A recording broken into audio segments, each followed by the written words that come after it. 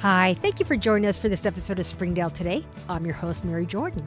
Joining us today is Don Tyson School of Innovation teacher Autumn Doss, who's going to be sharing a little bit about how she made some educational resources for the upcoming PBS documentary, The American Revolution by Ken Burns. Thank you for being here with us. Thanks for having me. Gosh, what an exciting opportunity. How did that come about for you that you got to do something so cool?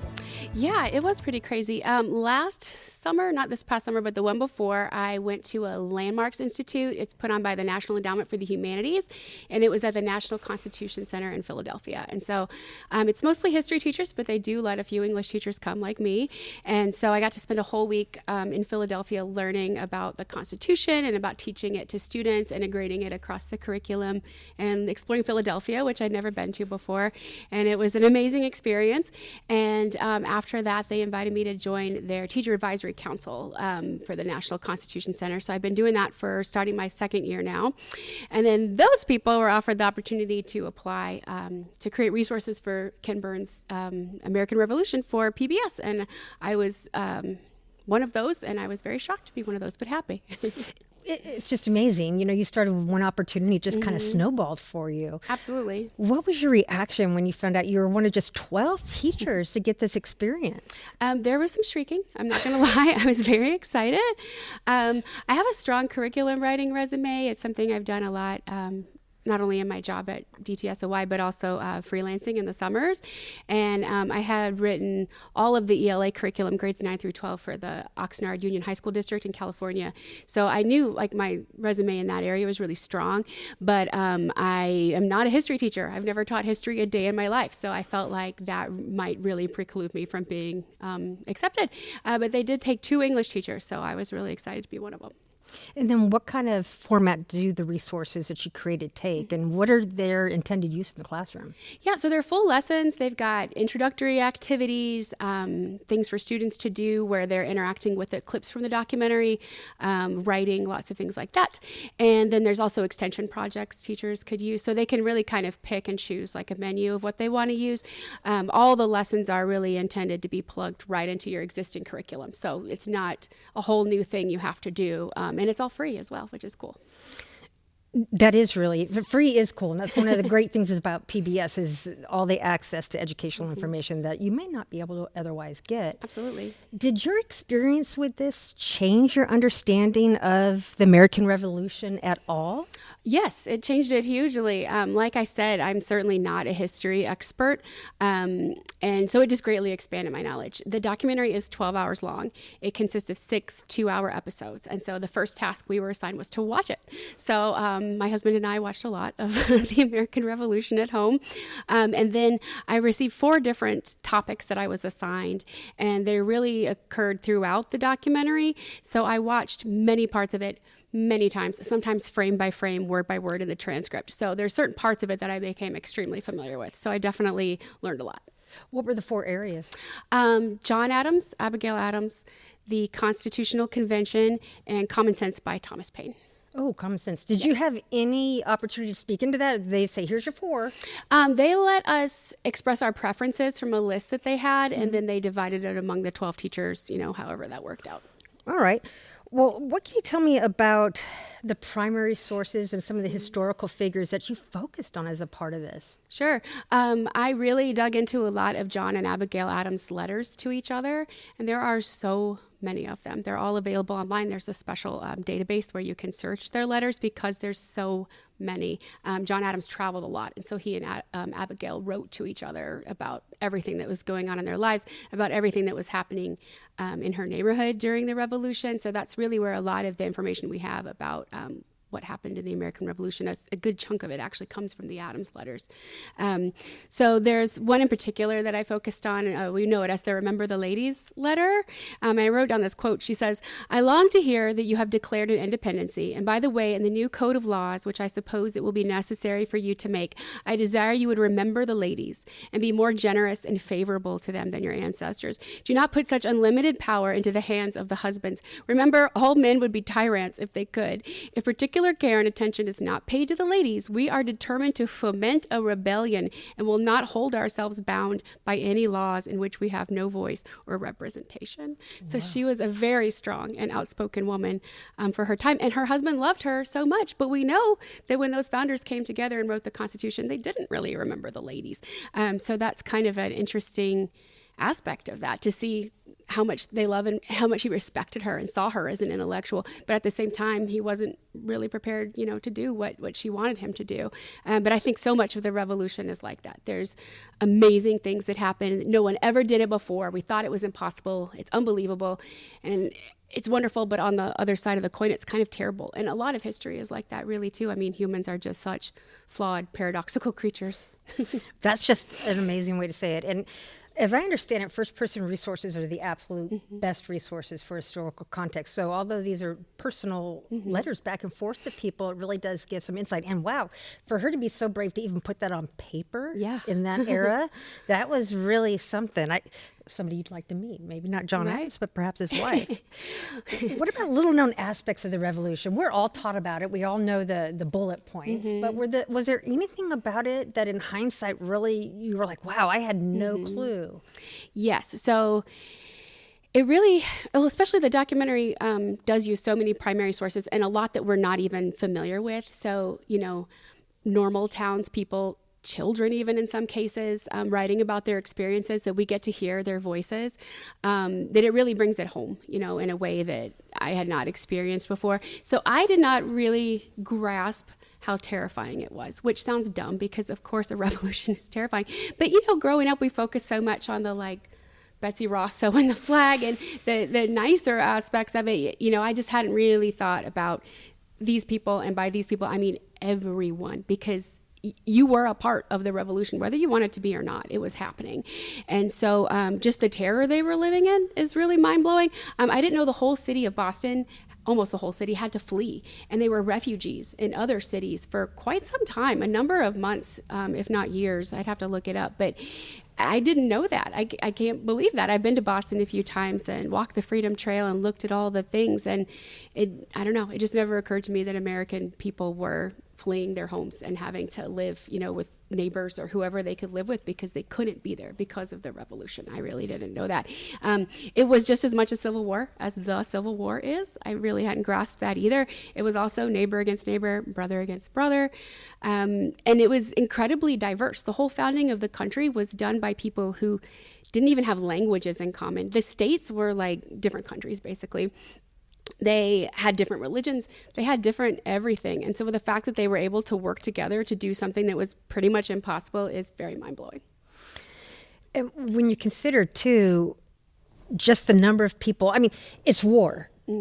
And we cannot tell the full story of anything within the classroom as much as we want to, right? You get a touch on the American Revolution, you get a touch on the Civil War. But the resources that you're creating, really, how do you hope that they create a little bit more depth and kind of help them work through the complexity of this? As you discovered, there's so much more to it than the bullet points. For sure. Excuse me. I do hope that students will dig into the complexity of the revolution, like I was talking about, the diverse groups of people, and just really grasp through hearing all of those first-person accounts and seeing the paintings and pictures and everything else, that they'll just really understand how against the odds it all was, and how complicated and complex, like you were saying, it was, and that the odds couldn't have been more against us. And the fact that it happened is really amazing. And it's really, although there were terrible aspects to the although there were terrible aspects to the revolution as well, it's also can be a great source of pride, that we did some things that were pretty amazing in the world and really set some new ideas that had not happened before and that a lot of other countries have been able to build on. Yeah, it really is incredible. And then as an English teacher, you've got a little bit of an intersection there with the history component. How do you kind of work through that to really highlight this information for your students as well? Out of all the subjects, I feel like English and history just completely go hand in hand. And it's never really that difficult to me to integrate them. The difficult part is making the effort, finding the time, making it a priority. But as soon as you do that, it's pretty easy to make it happen. They're both about rhetorical analysis, about reading and interpreting, researching informational texts. English just kind of goes a lot further into the literary side of it, although history does somewhat too. So I think as long as you make it a priority, you can do it. So like in my Advanced English 9 class, we are doing a unit on the Holocaust. So really, from my perspective, I'm trying to get the kids to read and interpret and analyze informational texts and then produce expository informational text. But I chose to wrap that around the Holocaust. We're doing some book clubs where the kids got to pick which memoirs or novels they want to read from that era so they can discuss together. And we're starting off with a sort of presentation that they're doing in pairs on different topics about the Holocaust, so we can all really build our knowledge and before we kind of get started in that. So that's kind of been an easy way to integrate some history into my English class.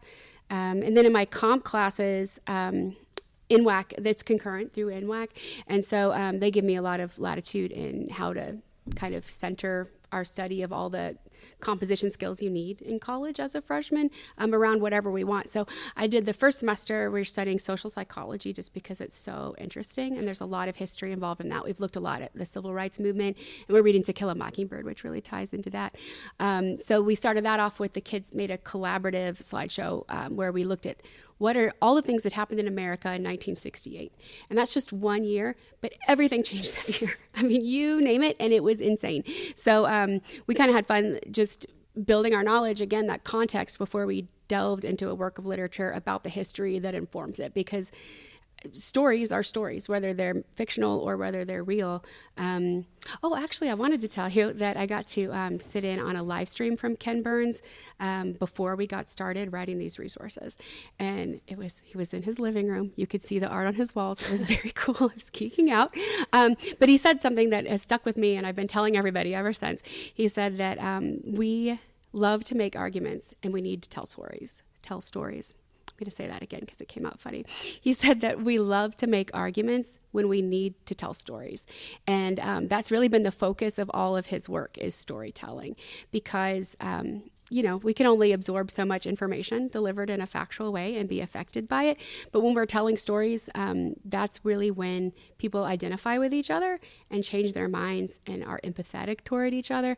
And so as an English teacher, that's something I really try to pass on to my students is storytelling is important to get your point across, to affect others, to change the world. And also it's listed on so many job listings now, jobs that seemingly have nothing to do. So, maybe in sales or in science or just all kinds of things. If you look at job listings that are out there right now, one of the top skills they all list is storytelling, which I think is really interesting. And I think Ken Burns really hit the nail on the head with that one. That is really interesting. Storytelling. Mm-hmm. I guess I have some job security, huh? Yeah. It sounds like there's just so much to this. And regardless of the topic that we're talking about in a history class, mm-hmm. there's only so much you can touch upon on it. Sure. And you've got the whole school year where you're talking mm-hmm. about history and choosing what to discuss and what not to. How has this helped you kind of consider about bridging the gap with other civic topics that might work their way into history? What mm-hmm. ways do you think you might be able to do that now that you've had this experience with this documentary? Yeah. One thing I'm enjoying doing is, I mentioned the National Constitution Center before that kind of got me roped into this. And they do this really neat thing where you can Zoom with their staff and also legal scholars that they bring in. And it's for free. You just have to kind of sign up. Any teacher can do it on the National Constitution Center website.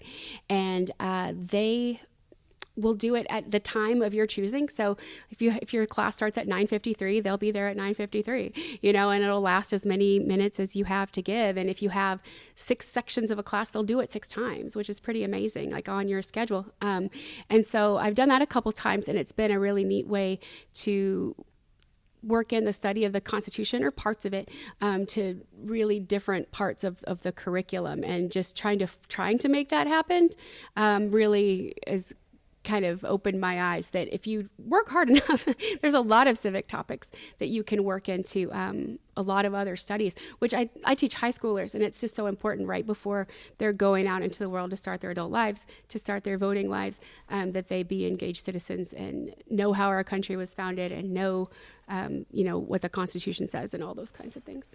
Absolutely.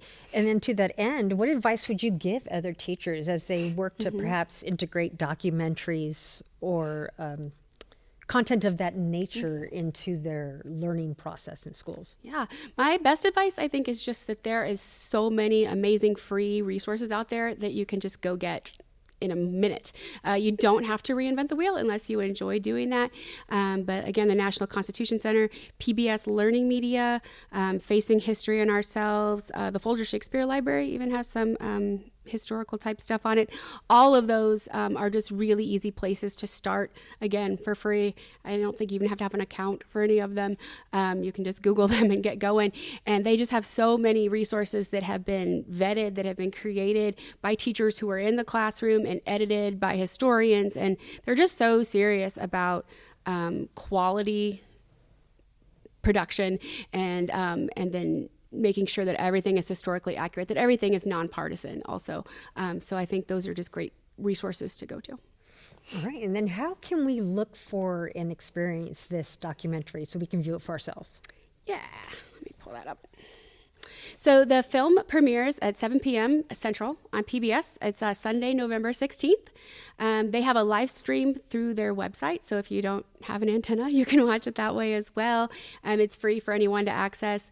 I'm really excited for people to see the sights, hear the sounds of the revolution, hear the stories. And also, they are read in some extremely famous actors' voices. So I think people will have fun hearing those and realizing, wait a minute, John Adams is such and such. And I think what I was looking at it as well, that you can access the teaching resources from the PBS website as well? Yes, they have already released, I think, 4 of them, but all of them will be released. Actually, I don't know if I can remember the date. I think I have it in my phone if you want me to look it up. Oh, that's okay. Well, I would just encourage listeners to tune in and pay attention. You said it's over the course of several weeks, so they'll have plenty of opportunities to kind of go back and see what's being shared as it progresses. Yes, I believe it's 1 week before the film premieres. The resources will all be available. Right, there you go. There you go. Well, is there anything else that you'd like to share? We've talked about so much in this incredible experience. Is there anything I didn't consider to mention? Well, one thing I wanted to let people know is that social studies teachers grades 3 through 12 can sign up for a free live stream with all 3 filmmakers, so Ken Burns, Sarah Botstein, and David Schmidt. And that'll be November 18th at 5:30 Central. You do have to sign up ahead of time, so you can go to PBS Learning Media's website to do that. But just a really cool opportunity to hear from those people and see Ken Burns' living room, maybe, if you want to see it. And I also want to say that, like I mentioned before, none of this would have happened if I hadn't gone to that Landmarks Development Week from the National Endowment of the Humanities a couple years ago. That's where everything started. And I really wanted to go to a different session last summer. They have them all over the country on all different kinds of topics. And unfortunately, the executive branch defunded that whole program. So I got a letter saying, sorry, it's not happening, as did all the other teachers across the country who were looking forward to that. And then, PBS has had their federal funding cut as well. So it's just a real loss to our students, to our communities. And like I said, these are just such bipartisan, serious organizations that produce such great learning materials that it's a real loss when we don't have those. If you ever have a chance to support any of those things, I would just strongly encourage people to. Also, I want to say this experience was very humbling. I was having my work on a topic that I'm not an expert at, history, being reviewed by some of the foremost constitutional scholars in the U.S. And it was terrifying. It was so scary to just let them tear it up, and be okay with that and respond to that and build on it. And it's just a great reminder as a teacher that that's how many of my students feel all the time, whether it's my classroom or somewhere else. They probably have a place that they're showing up every day and feeling underprepared, feeling like they need extra help. And I was the person who needed extra help, and they gave it. And it was just such a good reminder that that we're all growing, we're all learning. None of us are experts at everything. We're all probably an expert at something. But that's what life is about: is just waking up and learning and being humble and saying, you know what, I would love to take your help, and I'd love to get better and grow. Right. I've always said that if you think you've arrived, it's time to re-examine your outlook and where you have room to grow, because we always have room to grow, and being constant learners, regardless of how you seek it out. Sometimes you're just seeking out a really fun opportunity. It becomes something greater just because you're getting out there. Well, gosh, thank you for sharing all this with us, Autumn. I'm so excited to see the documentary. I was looking over the PBS information a little bit earlier, and I just got more and more excited as I went through it. So it's going to be really cool.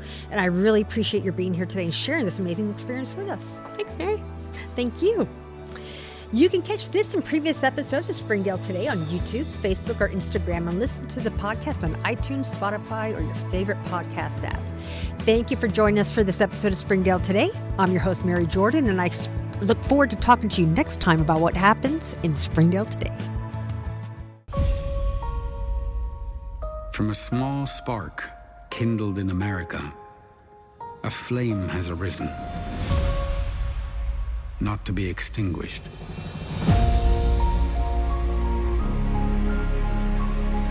We think about independence movements of the 20th century. You don't always recognize the fact that the United States actually started that. The American Revolutionary Movement served as a model for freedom from oppression. America is predicated on an idea that tells us who we are, where we came from, and what our forebears were willing to die for. Collins said no taxation without representation. The fear was, if we give in to this precedent, what will they do in the future? Crisis changes people. It gave different people different ideas about what they should be doing. It gave them a space to make this democracy real. The founders thought we can start over again. We can begin the world anew. The British objective is to suppress the rebellion, force them to acknowledge the authority of the king. Washington understands the war he's fighting. He doesn't have to win. He only has not to lose. He becomes quite eloquent in trying to persuade people we're all Americans. We see regiments with individuals who are not carrying arms, doing essential labor, including women. They are at the forefront of this movement. One of the most remarkable aspects is that you had such different places come together as one nation. It mushrooms into a global campaign that touches Europe and all parts of the world. It so excites us that we are the product of a revolutionary moment where the world turned upside down. To believe in America is to believe in possibility.